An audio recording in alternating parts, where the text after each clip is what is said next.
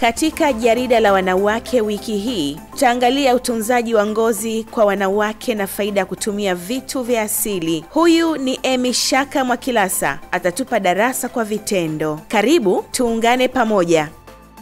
Okay, tutaanza na kuchukua pamba zetu. Kikubwa tunazingatia sana usafi.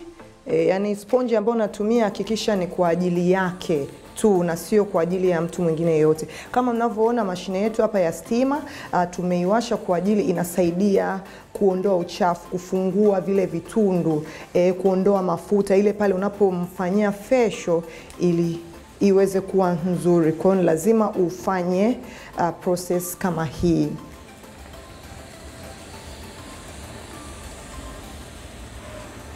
Baada ya hapo tutaenda kumfanyia cleanser. Tutampaka cleanser yetu, then tutaendelea na process kama kawaida. Cleanser ni sabuni ya uso ambayo ya kusafisha uso ambao tunakuwa tunaanza nayo, na pia katika zile skincare routine ni muhimu mtu uwe na cleanser. Kuzingatia kuweza kutunza ngozi yako hadi katika ile skincare routine lazima uwe na pia tunatakiwa kuhakikisha unapofanya, hata wewe unapokuwa nyumbani unapofanya hiyo skincare routine, hakikisha usisahau kwenye upande wa shingo, yani shingo kiujumla, kwa sababu shingo inakuwa imeambatana na uso. Kwa unaposahau kwenye upande wa shingo, ina maana kidogo kunakuwa na utofauti. Kwa tutaanza kufanyia cleanser mteja wetu na kuendelea na process nyingine kama scrub. Yes, na hapa kwenye kumfanyia cleanser, kwa sababu kuna faida nyingi za facial, lazima mtu umfanyie hata massage kidogo, kwa sababu mteja anapokuja kufanya hii huduma anategemea pia ni kurelax. Hiyo ni moja ya faida ya kufanya facial. Kwa unahakikisha mteja wako anajifeel, yani anakuwa free, ana enjoy yani katika service ambayo unayomfanyia.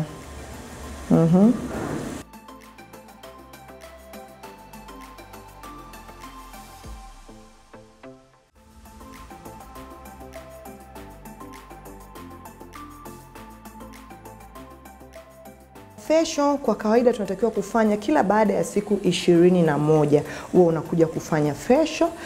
Hiyo itakusaidia sana wewe kuweza kutunza ngozi yako. Facial unatakiwa kufanya kila baada ya siku 21 unakuja kufanya facial, kwa sababu muendelezo wa facial ndio utakao kusababisha kuwa na glowing skin. Huwezi ukafanya facial mara moja ukategemea upate matokeo mazuri. Hiyo ni kitu ambacho hakiwezekani kabisa. Kwa kama una changamoto ya ngozi, unatakiwa kuhakikisha unafanya skincare routine, unafanya hiyo facial mara moja ndani ya siku 21. Unatakiwa kuhakikisha wewe una product nzuri, kwa sababu tunasema kufanya facial, facial ina 30% kwa sababu unaondoa dead skin, lakini products ambazo unazozitumia ndio zitakazo kukusaidia wewe kuweza kumaliza tatizo ulilonalo. Kama una changamoto yoyote ya uso, product ndio inayokusaidia. Kwa hiyo tunawashauri sana watu wengi kuja kufanya facial, akiwa hata ana product yake tunamwambia kabla hujapaka chochote katika uso wako, hakikisha unakuja kufanya facial, kwa sababu facial inakusaidia kuondoa ile dead skin, na kukuacha msafi na kuruhusu ile product kuweza kuingia ndani vizuri, kwa sababu tayari unakuwa umeshaondoa ile dead skin. Hapa tunamfuta kwa sababu tumeshamaliza ile process yetu ya mwanzo. Na pia katika kufanya hizi process unatakiwa kuhakikisha unapomfanyia cleanse unamfanyia almost ndani ya dakika zisizopungua 5. Unapokuja kumfanyia scrub pia nayo dakika zisipungue hizo 5, ili kuweza kumsafisha vizuri na kumuondoa uchafu uliopo katika uso wake. Kwa hivyo ni vitu vya kuzingatia sana wakati unapomfanyia mtu facial.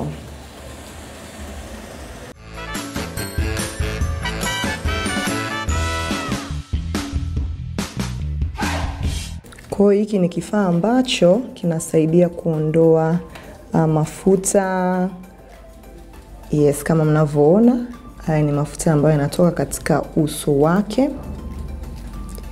Tunawaambia facial ziko nyingi, aina nyingi, na process ziko tofauti kulingana na aina ya facial ambayo unafanya. Yani process ziko tofauti kulingana na aina ya facial unayoifanya.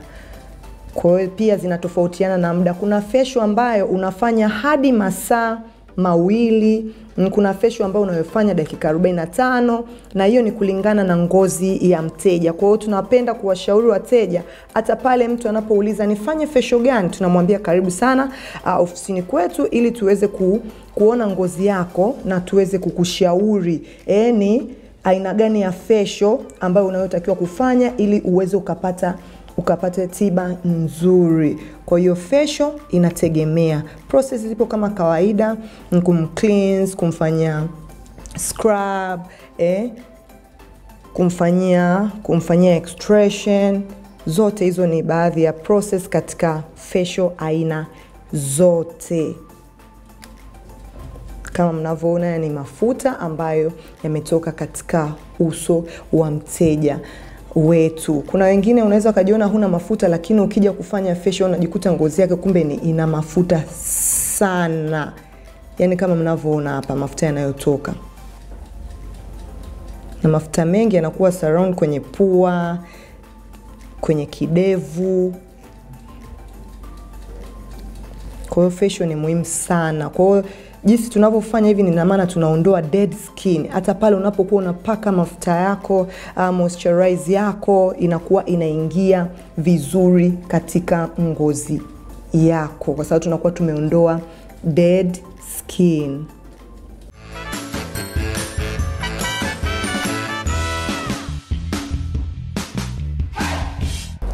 Hii hapa ni mask, ni hydrogel mask ambayo inaendana na ngozi yake, kwa sababu hizi maski ziko aina tofauti. Kwa hiyo tunaenda kutumia maski ambayo inaendana na ngozi yake, itakayomsaidia kupunguza uzalishaji wa mafuta katika ngozi yake, itakayomsaidia kumfanya ngozi yake iweze kuglow. Hii ni hydrogel mask, tunamweka katika uso wake mzima. Kuna wateja wengine huwa tunawaambia na kufunika hadi macho, mwingine anakuwa anaogopa. Kwa tunakuwa tunamwacha, lakini mwingine tunapenda tumfunike hadi macho, kwa sababu kuna hizi sehemu za kama unavyoona kwenye jicho ili ziweze kufikiwa. Kama unavyoona huwa tunamfunika hadi jicho. Tunapenda kumfunika hadi kwenye jicho kwa sababu kuna hizi sehemu hizi dark circle, yani kuondoa weusi wa kwenye jicho. Unaweza kukuta mtu kwenye chini ya jicho kuna weusi, kwa hiyo inasaidia kuondoa. Kwa hiyo ndio maana tunapenda kumfunika mpaka jicho. Kwa hiyo mwingine unakuta anaogopa, kwa ambaye anayekuja kufanya kwa mara ya kwanza, lakini kwa aliyezoea basi anaona tu kitu cha kawaida. Kwa hiyo tunamfunika hadi kwenye jicho ili kuweza kuondoa weusi unaozunguka kwenye jicho. Hadi kwenye mdomo pia ili kuweza kufanya lips zake glow, ziwe smooth. Tunapenda kumwekea mpaka kwenye lips zake.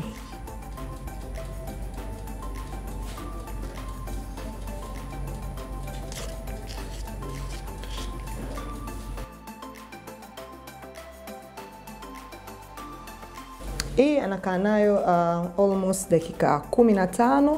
Inakuwa imeshafanya kazi yake inayotakiwa, imekuwa imeshakauka vizuri, then tutamuondoa. Hii inasaidia sana hata kwa wale ambao wamefanyia extraction, labda amevimba, inamsaidia kumfanya ngozi yake iwe vizuri, asitoke akiwa amevimba.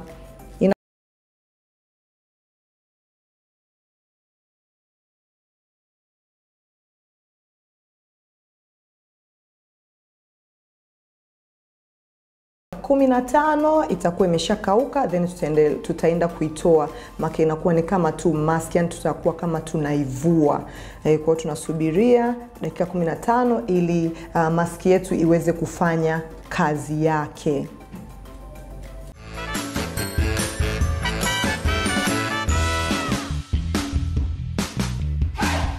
tulio wengi tunakuwa yani huwa hatuogi, tunajimwagia maji.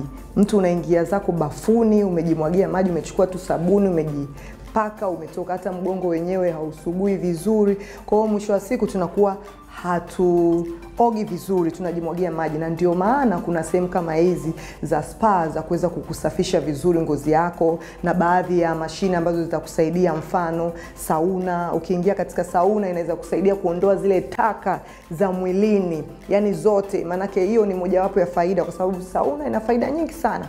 Ukija sehemu kama hiyo unapata kuondoa stress, unatengeneza ngozi ya mwili wako, mambo yanakuwa ni mazuri kabisa. Lakini kwako wewe ambaye hauna uwezo wa kuja labda kwenye sauna, kuja spa, unaweza ukawa unajifanyia mwenyewe nyumbani. Hakikisha unakuwa na scrub, yani body scrub, unakuwa na brush yako nzuri laini ambayo itakusaidia wewe kujisafisha mgongoni vizuri. Japo ni changamoto sana kwa mtu kujisafisha mgongoni vizuri, hasa kwa wale watu fulani wale unakuta mtu ni mnene, kwa hiyo hata kuinama hawezi, mgongo afikii vizuri. Ndio maana tunamshauri njoo katika saluni zetu uweze kupata huduma hiyo itakayokusaidia ngozi yako iwe na mwanga, iwe na nuru. Kwa kuingia sauna, kufanya body scrub ambayo tunaita single, tunaita Swahili body scrub, wa Tanzania tumezoea hivyo, inakusaidia kufanya ngozi yako ya mwili mzima kuwa nzuri na kutumia pia product nzuri. Kwa hiyo tukumbuke hilo wanawake wenzangu, kufanya huduma ya facial tufanye na mwili pia, kwa sababu pia kwenye mwili kuna huduma nyingine ya facial, kama facial ya mgongoni. Kuna watu wana vipele mgongoni, wana blackheads, yani mgongo unakuwa umechafuka. Kwa hiyo ni muhimu kufanya facial ya mgongo. Kwa hiyo hii itakusaidia, unafanya body scrub na unafanya pia huduma ya facial ya mgongo, kwa sababu facial ziko za aina mbalimbali. Kwa unaposafisha mwili wako mzima, unakuwa na muonekano mzuri. Kama mnavyojua jamani, wanawake sisi, asilimia kubwa ya uzuri wetu yani unaanzia usoni, yani muonekano. Hata kama sura yako imekaa vipi, lakini ukiwa na ule soft kwenye uso wako, unakuwa maridadi kabisa.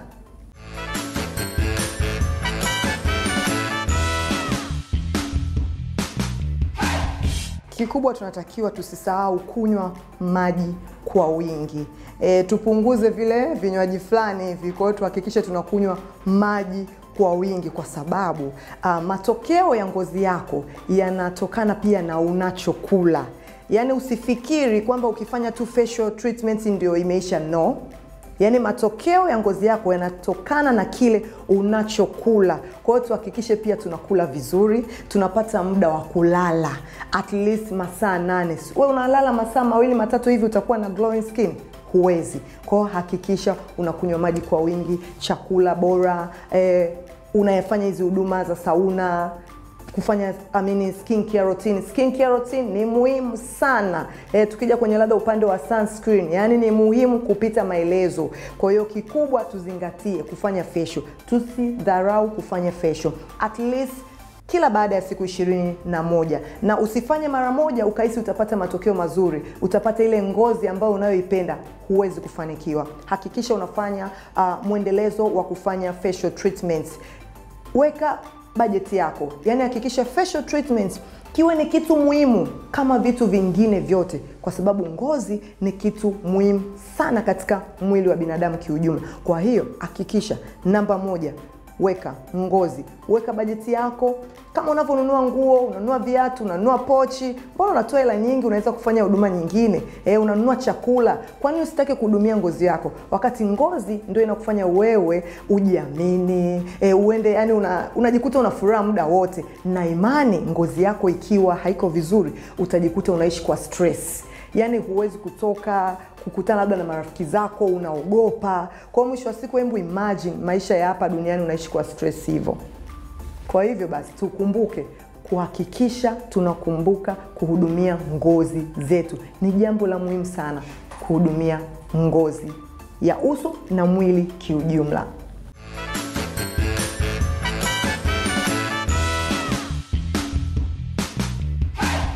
Kikubwa tuwe na uvumilivu, yani tusiwe tunarukaruka.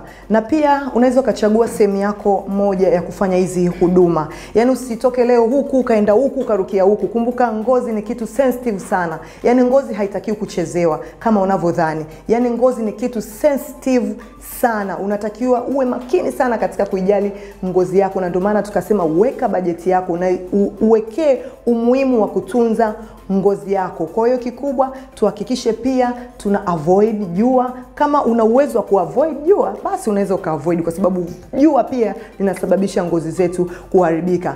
Kama uwezi kuavoid pia, hakikisha unatumia sunscreen. Yani unapotoka bila sunscreen, rudi nyumbani mbio. Na pia tuzingatie skin care routine. Yani ile itatusaidia sana. Wanawake wenzangu, tunajali moyo, unaenda kupima pressure, sijui tumbo, sijui imefanyeje, unaenda kwa dokta, unatumia hela nyingi sana, lakini unasahau ngozi. Unasahau ngozi. Kwa hiyo kikubwa tuinvest sana kwenye ngozi zetu. Siwezi kusema kwamba bajeti yako ni ndogo, unatakiwa kupambana. Yani hakikisha unapata budget. Kama unaweza kula, unaweza kuvaa, hakikisha pia unafanya facial treatments. Kwa hiyo kwa wewe mwanamke mwenzangu, kama ulikuwa haujui, na imani kipindi hiki kitakufanya uweze kujua namna ya kutunza ngozi yako. Na pia kama una mtoto ana miaka 15, miaka 14, hakikisha unaanza kumfundisha awe anafanya facial treatment, ili hata anapokuja baadaye unakuta ngozi yake iko vizuri. Kwa sababu kuna wengine pia wakijiona ngozi zao ziko smart, yani ziko vizuri, nakwambia hata mimi nifanye facial ya nini? My dear, pale unapokuja kuharibikiwa ndo utakumbuka kwamba nilitakiwa niwe nina invest kwenye ngozi yangu. Huna hela, basi jidundulize. Anza kununua product kidogo kidogo. Unakuwa na cleanser yako, unaweka. Una pamba yako, unaweka. Una toner yako, unaweka. Unapata moisturizer yako, unaweka. Sunscreen, unaweka. Serum. Jamani, ngozi inahitaji matunzo. Yani ngozi inahitaji matunzo na ina gharama, sio rahisi. Ngozi ina gharama. Unataka glowing skin, lazima ujue kuinvest kwenye ngozi.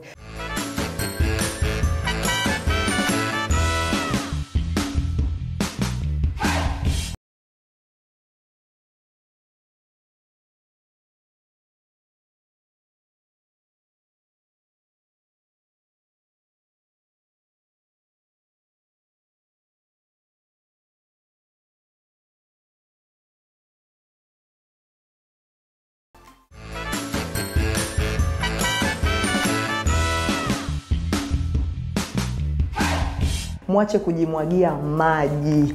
Hakikisha unakuwa na product sahihi kwa ajili ya ngozi yako, kuanzia uso na mwili kiujumla. Msiruke. Leo umesikia sijui product sijui imetoka wapi, umerukia. Umesikia product imetoka wapi? Hapana. Hakikisha kwanza unakutana na wataalamu. Una sehemu yako, spa yako, unajua kabisa mimi nikienda pale kwa Emisha na nishauri 1 2 3 4 5. Mwisho wa siku ngozi yako inakuwa nzuri kwa sababu tayari unakuwa umeinvest. Kwa hiyo tukumbuke kuhudumia ngozi zetu, tuinvest kwenye ngozi. Hakikisha unaenda kwa wataalamu, wanakushauri ngozi yako, aina ya ngozi, na unatakiwa kutumia mafuta gani au product gani kwa ajili ya kuweza kuilinda ngozi yako isiweze kupata matatizo hapo baadaye.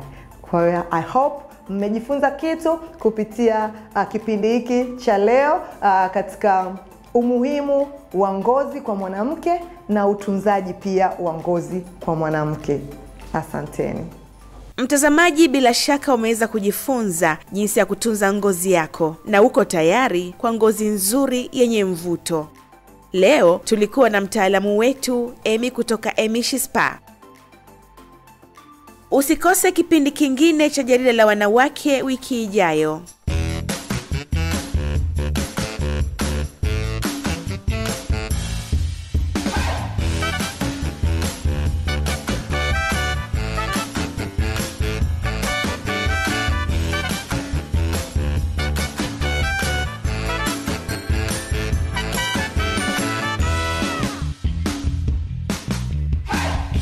ITV Daima Super Brand Afrika Mashariki.